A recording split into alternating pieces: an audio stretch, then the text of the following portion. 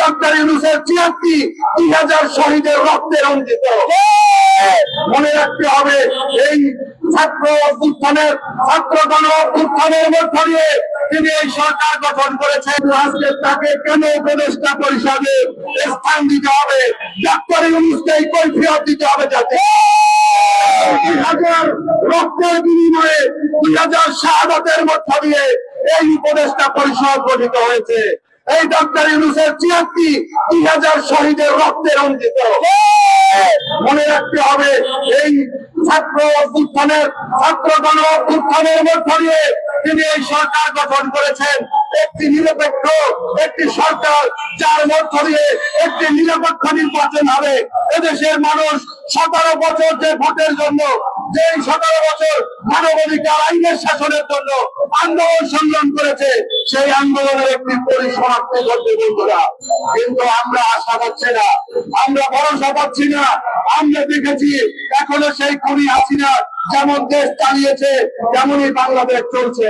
আমাদের ডক্টর মোহাম্মদ ইউনূস তিনি ক্ষমতা নেওয়ার সাথে সাথে ৬৬৬ কোটি টাকা তিনি লাভবান হয়েছে। যে জরিমানা করেছিল আদালত, সেই আদালতের ৬৬৬ কোটি টাকা তিনি মওকুফ পেয়েছেন। তিনি ইতিমধ্যে বিশ্ববিদ্যালয় নিয়েছেন। তিনি ইতিমধ্যে বিভিন্ন ধরনের এই রিক্রুটিং লাইসেন্স থেকে শুরু করে বিভিন্ন ধরনের রাষ্ট্রীয় সুযোগ সুবিধা ভোগ করছেন। তাহলে উনি হাসিনা তাহলে অপরাধ কি করেছিল? তিনিও তো স্বজন প্রীতি করেছিল, তিনিও লুটপাট করেছিল, তিনিও তার আখের গুছিয়েছিল। আপনার মধ্যে হাসিনার মধ্যে পার্থক্য তো অনেকেই পায় না।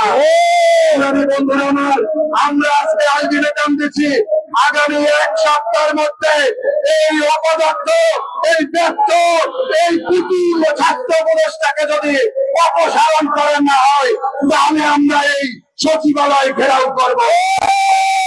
সংগ্রামী বন্ধুরা আমার, আপনারা দেখেছেন উত্তরায় মাইলস্টোন কলেজে সেখানে বিমান দুর্ঘটনা ঘটেছে। আমরা দেখেছি তার একদিন আগে শিক্ষা প্রতিষ্ঠানে বিমান দুর্ঘটনা সহ, বিমান হামলা সহ বিভিন্ন ধরনের আমরা পোস্ট দেখেছি। এখন পর্যন্ত আমরা সদুত্তর পাই নাই। এতে দুর্ঘটনা নাকি এটা বাকশালী ফ্যাসিবাদের ষড়যন্ত্র, এখন পর্যন্ত আমরা দেখি নাই। আমরা বরাবরের মতো দেখছি, যখনই নৌ দুর্ঘটনা ঘটে আমরা দেখি নৌ কোনো লাইসেন্স থাকে না, ফিটনেস থাকে না। এখন দেখছি যে এই বিমান দুর্ঘটনা ঘটেছে, ফিটনেস নাই। আমরা দেখেছি যে খবরের উপরে পড়েছে রানওয়ের ভিতরে, এই রানওয়ের ভিতরে কিভাবে এত বড় বিল্ডিং হলো, এই জবাব দিতে হবে, এই রাজুকে এই জবাব দিতে হবে, পদত্যাগ করতে হবে। রাজু কি কাজ করেছে?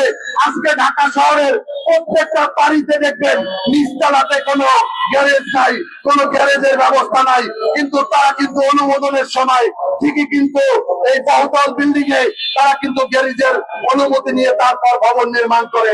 সংগ্রামী বন্ধুরা আমার, আইন আছে, আইনের কোনো প্রয়োগ নাই। তার মধ্যেও বাংলাদেশে এই ফ্যাসিবাদের যুদ্ধে আজকে নতুন বাংলাদেশের জন্য সংস্কারের দরকার। আমরা বারবার বলেছি আমরা সংস্কার চাই, বাংলাদেশ লেবার পার্টির সংস্কার চাই, কিন্তু সর্বপ্রথম সংস্কার করতে হবে যোগ্য এবং অভিজ্ঞদের নিয়ে একটি অন্তর্বর্তীকালীন সরকার গঠন করতে হবে।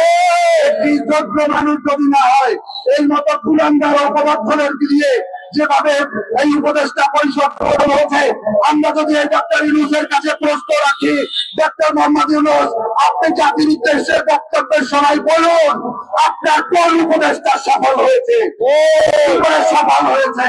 আমরা দেখেছি আইন উপদেষ্টার বিরুদ্ধে শত শত অভিযোগ, আমরা দেখেছি পরিবেশ উপদেষ্টা তাদের বিরুদ্ধে অভিযোগ। আজকে আমাদের আইন শৃঙ্খলার চরম অবনতি। গ্রাম অঞ্চলে দেখবেন চুরি ডাকাতি থেকে শুরু করে ছিনতাই, দখলবাজি, চাঁদাবাজি, আজকে যেন এটা একটা জাতীয় একটা ইস্যুতে পরিণত হয়েছে। এর জন্য দায়ী হচ্ছে আইন শৃঙ্খলা বাহিনী এবং স্বরাষ্ট্রমন্ত্রী। এই সরকারের কোন উপদেষ্টা কোন অভিজ্ঞতা না থাকার কারণে আজকে আমাদের পদে পদে সমস্যা সৃষ্টি হয়েছে। তাই ডক্টর ইউনূসকে নিতে হবে, কারণ এই টিম লিডার হচ্ছে ডক্টর মোহাম্মদ ইউনূস। বন্ধুরা আমার, আমরা এই স্বাস্থ্য উপদেষ্টার পদত্যাগের দাবিতে আজকে আমি হাতে হাতে ডাক্তার মোহাম্মদ ইউনূসের কাছে একটি স্মারকলিপি দেব এবং তার সাথে আজকে আমার সাথে বৈঠক আছে। আমি সেই যমুনার সামনে আপনাদের সামনে আবার কথা বলবো ওই স্বাস্থ্য উপদেষ্টার পদত্যাগ দিয়ে তাকে পদত্যাগ করতে বাধ্য করবো। কারণ জুলাই আন্দোলনে যে সমস্ত ভাইরা শহীদ হয়েছে তার একটি সঠিক তালিকা এখন পর্যন্ত এই স্বাস্থ্য মন্ত্রণালয় দিতে পারেনি। আমরা দেখেছি আজকে 11 মাস 1 বছর হয়ে চলছে, এখন পর্যন্ত জুলাইয়ে যারা আহত হয়েছে তাদের এখন পর্যন্ত সুচিকিৎসা হয়নি। আমরা দেখেছি তাদেরকে পুনর্বাসনের ব্যবস্থা করা হয়নি। আমার পাশে দাঁড়ানো অ্যাডভোকেট জোহরা খাতুন জয়, যিনি আহত হয়েছিলেন এই 4 তারিখে আন্দোলনের সময়, আজকে পর্যন্ত তাকে আমরা জুলাই যোদ্ধা হিসেবে অন্তর্ভুক্ত করতে পারিনি। আমাদের এখানে সৈয়দ মোহাম্মদ মিলন আছে, আমাদের লেবার পার্টির ওবায়দুল হক আছে, অসংখ্য নেতা কর্মী আছে যারা জুলাই আন্দোলনে আহত হয়েছে। তাদের জন্য যখনই আমরা কথা বলি বলে আমাদের সার্ভার বন্ধ, এই সার্ভার কবে খোলা হবে এটা স্বাস্থ্য উপদেষ্টা এখন পর্যন্ত বলে না। আহত হয়েছে তাদেরকে তালিকাভুক্ত না করে আওয়ামী লীগের নেতা কর্মীরা যারা আমাদের হামলার শিকার হয়ে এই আন্দোলনে যারা আহত হয়েছে তারা দেখেছি টাকা পেয়েছে, তারা দেখেছি নগদ অর্থ পেয়েছে, তারা নাকি জুলাই যোদ্ধা। আর আমরা যারা যুদ্ধ করেছি আমরা আজকে রাস্তায় রাস্তায় ঘুরছি, আমরা আজকে তালিকাভুক্ত হতে পারছি না। সংগ্রামী বন্ধুরা আমার, আমি বেশি কথা বলবো না, আমি আজকে আরেকটা কথা বলে শেষ করবো। আপনারা দেখেছেন যে 5ই আগস্টের পরে আমরা এই হাসিনাকে বিতাড়িত করার পরে আমাদের ভিতরে বিভক্তি নেমে এসেছে। আজকে রাজনৈতিক দলগুলোর মধ্যে বিশেষ করে বিএনপি এবং জামাতের মধ্যে এই দুইটি দলের প্রধানতম ভূমিকা এই জুলাই আন্দোলনে। কিন্তু আজকে তারা যা শুরু করেছে এটার জন্য যদি কোনো খারাপ পরিণতি বাংলাদেশে আসে, এজন্য তাদেরকে এর মাসুল দিতে হবে, করতে হবে, তাদেরকে জনগণের সামনে জবাব দিতে হবে। সরাসরি চাই না, আমরা কামড়াকামড়ি চাই না, আমরা প্রতিহিংসা চাই না, আমরা চাই ঐক্যবদ্ধ ভাবে আমরা একটা নির্বাচন চাই। জনগণ যাকে ভোট দেবে তারা ক্ষমতায় নেবে, তারা ক্ষমতায় যাবে। সংগ্রামী বন্ধুরা আমার, আপনারা জানেন যে অ্যাডভোকেট ফজলুর রহমান, তাকে মানসিক স্বাস্থ্য কমপ্লেক্সে নিয়ে চিকিৎসা করানো উচিত। তিনি একের পরে যেভাবে উল্টাপাল্টা বক্তব্য দিয়ে যাচ্ছেন এই ফজলুর রহমানকে, এখন পর্যন্ত বিএনপি কোনো অ্যাকশন নেয়নি জুলাই আন্দোলনের বিরুদ্ধে গিয়ে। আজকে দেখেছি তিনি আওয়ামী লীগের পক্ষে কথা বলছেন, মনে হয় যেন তিনি আওয়ামী লীগের বর্তমান কনভেনারের দায়িত্ব পালন করছেন। বিএনপিকে পরিষ্কার করতে হবে ফজলুর রহমান বিএনপি করে নাকি আওয়ামী লীগ করে, এটা বিএনপির কাছ থেকে আমরা জানতে চাই। রহমানের লাগামহীন বক্তব্য এভাবে চলতে পারে না, কারণ তিনি মানুষকে বিভ্রান্ত করছেন, তিনি আমাদের জুলাই ঐক্যে ফাটল ধরাচ্ছেন, তিনি আমাদের ফ্যাসিবাদ বিরোধী আন্দোলনকে প্রস্তাবিত করছেন।